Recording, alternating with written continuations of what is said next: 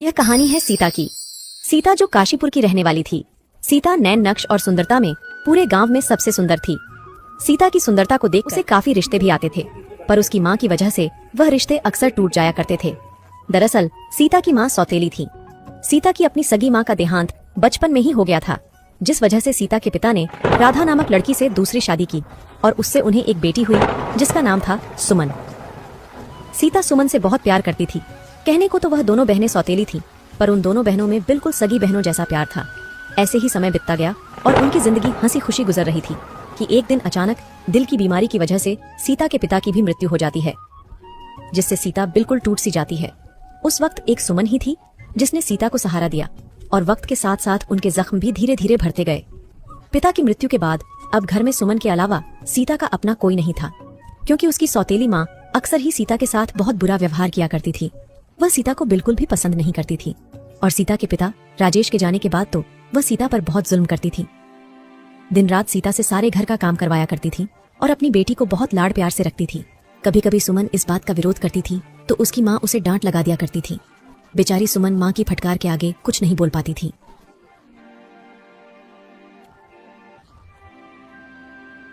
ओ सीता, कहाँ मर गई? जी माँ, अभी आई। ओ महारानी, अभी तक मेरे कमरे की सफाई क्यों नहीं हुई? माँ, वो मैं किचन में बर्तन साफ कर रही थी, बस अभी यहाँ की भी सफाई कर देती हूँ। तुझे मैंने कितनी बार बोला है, सबसे पहले मेरे रूम की सफाई किया कर, बाद में बाकी का काम। ठीक है माँ, मैं बस अभी कर देती हूँ, आप बस मुझे कुछ मिनट दीजिए। हाँ ठीक है, जल्दी कर और सफाई हो जाए तो जाकर मेरे और सुमन के सारे गंदे कपड़े पड़े हैं, वह धोकर छत पर डालना है। ठीक है माँ, मैं धोकर डाल दूंगी।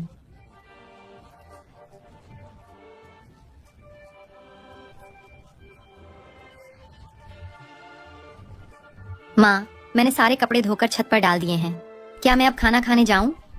नहीं, अभी नहीं, पहले जाकर लाला की दुकान पर से राशन का सारा सामान लेकर आ, इसके बाद ही तुझे खाना मिलेगा। माँ, आप मुझे दे दीजिए पैसे, मैं लाला की दुकान से राशन ले आती हूँ। सुमन, तू बीच में मत पड़, तू जाकर अपनी पढ़ाई पर ध्यान दे। अभी तू इतनी बड़ी नहीं हुई है कि तू घर के काम करे। अब तू खड़ी खड़ी मेरा मुंह क्यों देख रही है? जाकर जल्दी से लाला की दुकान से राशन लेकर आ, और हाँ, पर्ची पर एक एक सामान का हिसाब लिखवा कर लाई हूँ।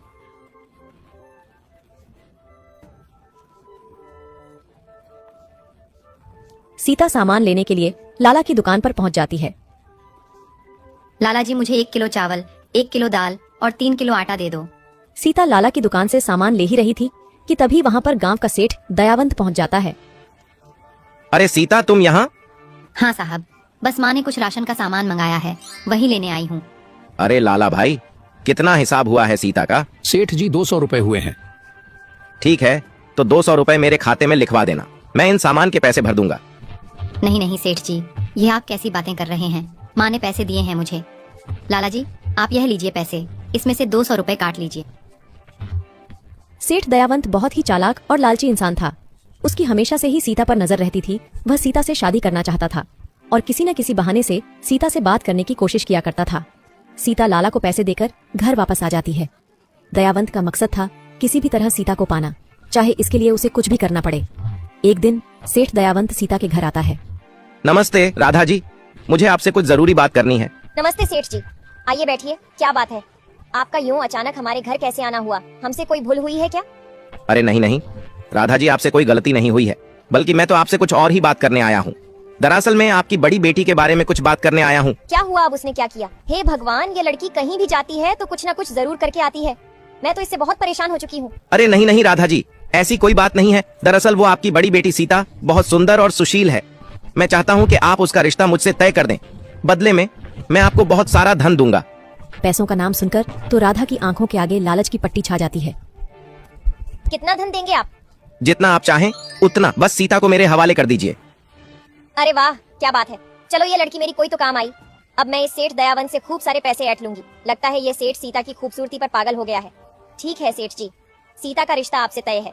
यह बात सीता और सुमन दूसरे कमरे से सुन लेती है।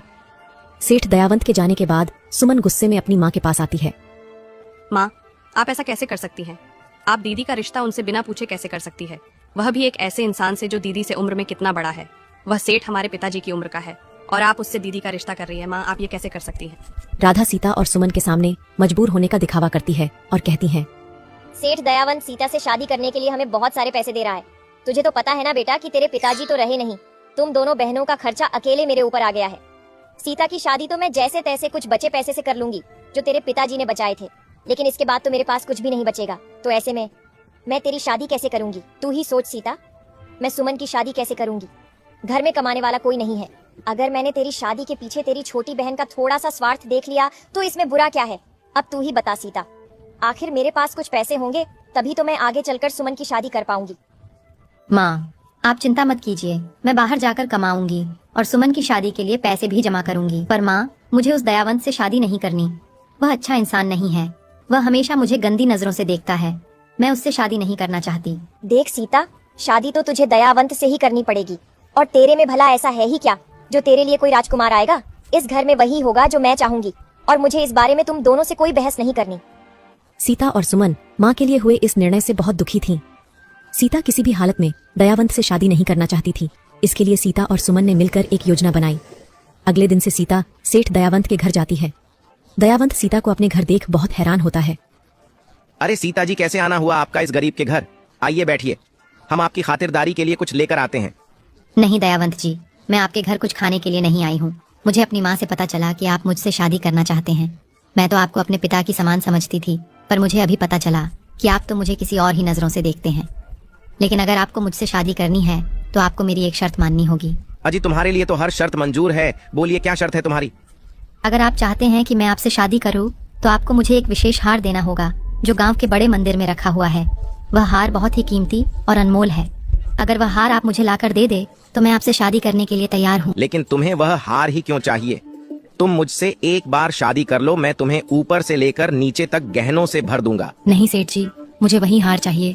मेरा सपना था कि मैं एक बार उस हार को अपने गले में पहनूं।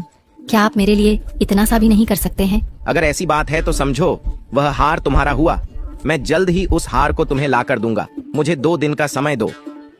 सेठ दयावंत के घर से सीता सीधा सरपंच जी के पास जा और सरपंच जी को मंदिर में 2 दिन बाद होने वाली चोरी की खबर देती है।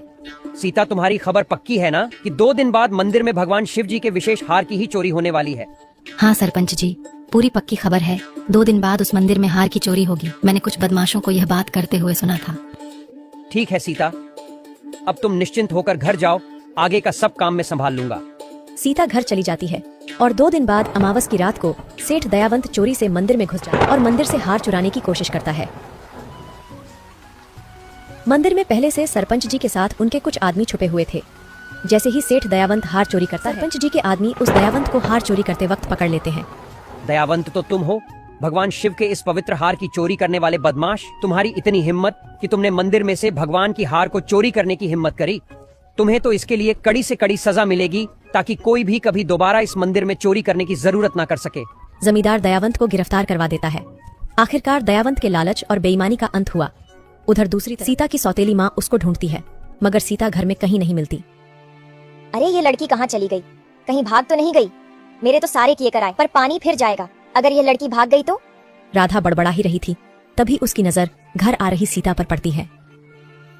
अरे सीता बेटा, तुम कहाँ चली गई थी? मैं कब से परेशान हो रही थी, कम से कम बताकर तो जाना चाहिए था ना। ये माँ को अचानक से क्या हो गया? माँ ने आज तक तो मुझसे कभी इतने प्यार से बात नहीं की, फिर आज अचानक से ये चमत्कार कैसे हुआ? वो माँ, बात यह है कि सीता राधा को सारी बात बताती है कि किस तरह उसने सेठ दयावंत को सबक सिखाया और उसे जेल की हवा खिलाई। हे भगवान, आज इसने उस दयावंत को जेल में भेज दिया। कल कहीं अगर इसने मेरे खिलाफ पुलिस में कंप्लेन कर दी कि मैं इसकी शादी उस अधेड़ उम्र के दयावंत से जबरदस्ती करवा रही थी, तो भगवान जाने मेरा क्या हाल होगा। राधा सीता के सामने खुश होने का दिखावा करती है। हाँ बेटा, ये तो तूने बहुत अच्छा किया। मैं तो उसे बहुत अच्छा इंसान समझ रही थी, लेकिन वह तो बहुत बड़ा चोर निकला।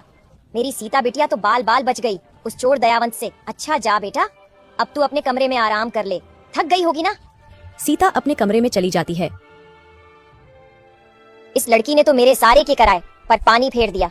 इतना अच्छा खासा पैसा हाथ में आ रहा था और इस लड़की की वजह से अब मुझे कुछ नहीं मिलेगा, लेकिन इसकी भरपाई में इस लड़की से